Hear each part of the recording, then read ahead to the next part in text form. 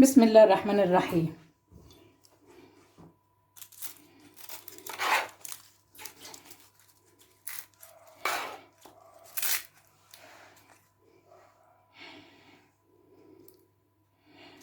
مين اللي قال ان الجلاش لازم يتورق ورقه ورقه؟ حطيه في الصينيه كده، حط اللفه بحالها في الصينيه وهيتورق معاكي ويبقى زي الفل كده، والحشوه ثابته وحاجه عظمه ما شاء الله. شايفه؟ حاجه فاخر من الاخر. ما تورقوش ولا تتعبي قلبك. شايفه؟ حاجه يعني شغل عظمه ما شاء الله. اول حاجه بقى هنبدا بقى بسم الله الرحمن الرحيم الشربات علشان يبرد. احط هنا كوبايتين سكر، عليهم كوبايه ميه، ونولع عليهم، واول ما يغلوا نعصر عليهم نص ليمونه، ونسيبهم 10 دقايق يغلوا على النار. على بال ما الشربات بتاعي يستوي بقى هنقول بسم الله الرحمن الرحيم ونصلي على الرسول عليه افضل الصلاه والسلام، ونحط حله على النار كده فيها معلقتين سمنه. السمنه معايا خلاص ساحت، ابدا انزل بربع كيلو كنافه نحمره تحميره حلوه، نفضل نقلبه كده شمال ويمين يمين وشمال لحد ما يتحمر ويبقى معانا زي الفل. الشربات معايا اهو بدأ يغلي، هعصر عليه بقى نص ليمونه، جيت اكسرها كده اتكسرت معايا بالطول.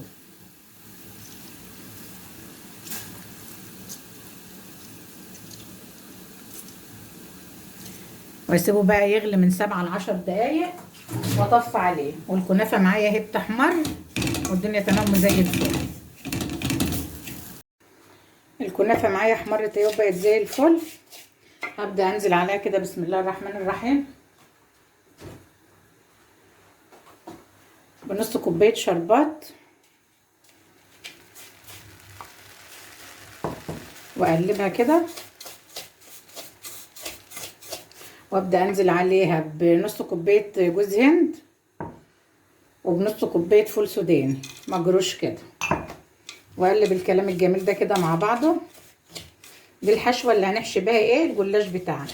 هنعمل جلاش بطريقه حلوه وسهله ومن غير توريق ولا وجع دماغ. حشوه كده بتاعتي جاهزه اهي. هنبدا بقى بسم الله الرحمن الرحيم نجيب لفه الجلاش بتاعتي.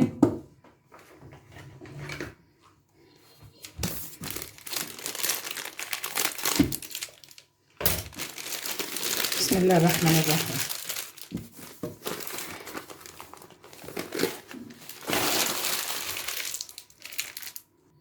وافردها كده زي ما هي، وابدا بقى بسم الله الرحمن الرحيم واقطعها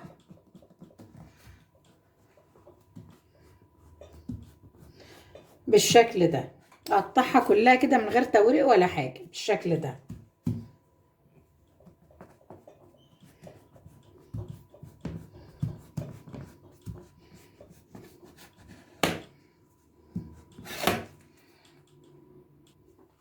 يعني لقيت احسن اقطعها بالمقص احسن ما اقطعها بالسكين. المقص سهل ازاي.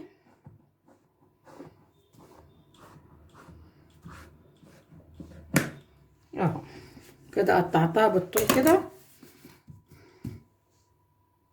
وهجيب الحشوه بتاعت الجميله اللي معايا كده بقى بالراحه كده، واحط في نص الورقه،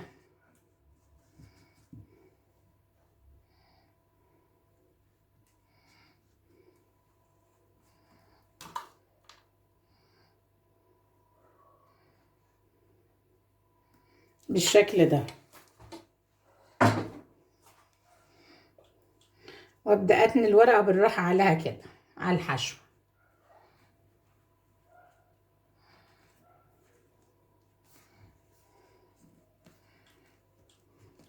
واحط في الصينيه بتاعتي، واحط في الصينيه بتاعتي بالشكل ده. اعمل كمان واحده.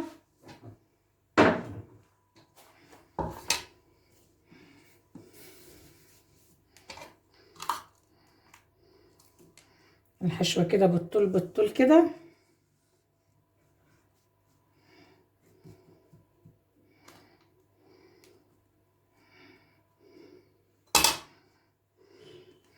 واتني عليها الورقة كلها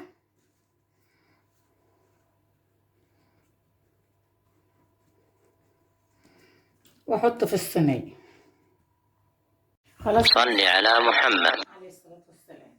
هنا الصينية بتاعتي خلصت اهي، ومعايا مسيحة كوباية سمنة على زيت. هبدأ بقى بسم الله الرحمن الرحيم كده بالفرشة، واغلف كل الطبقات الحلوة اللي معايا بالسمنة على الزيت كده.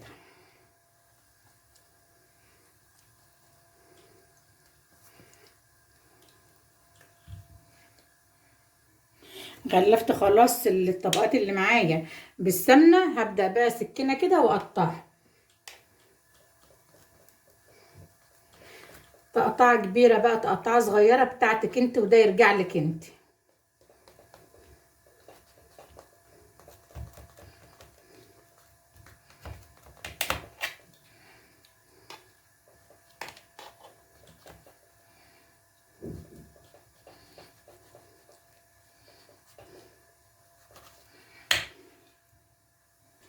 قطعت الصينية بتاعتي بالشكل ده، فرن والع على درجة حرارة 180.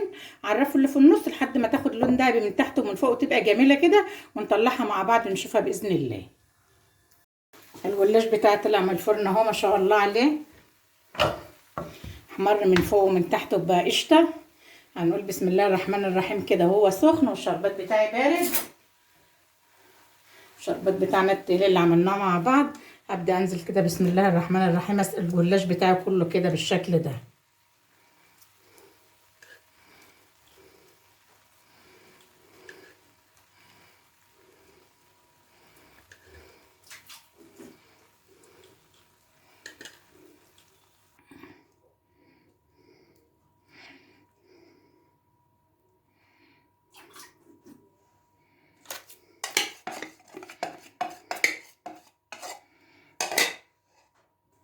وبكده خلاص يا جماعه صينيه الجلاش بتاعتي خلصت اهي، بالصلاه على النبي عليها، مورقه وحمرا من فوق وحمرا من تحت وجميله، ومش محتاجه ان هي والحشوه فيها ثابته وحلوه. شايفين التوريقه؟